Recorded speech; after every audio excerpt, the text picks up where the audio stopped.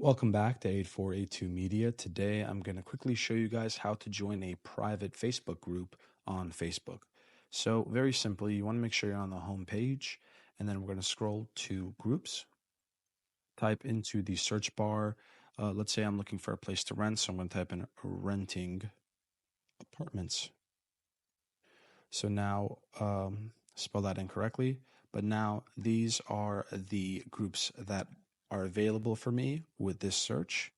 So here I found a private apartment housing for rent sale group.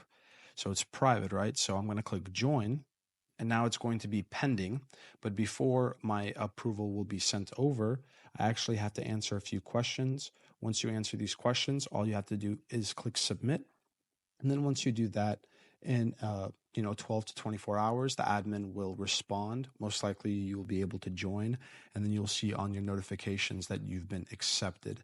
And then all you have to do is go back to Facebook, scroll to groups, and then you'll be able to see that you've joined this group in your groups folder. So thank you guys for watching, and have a great day.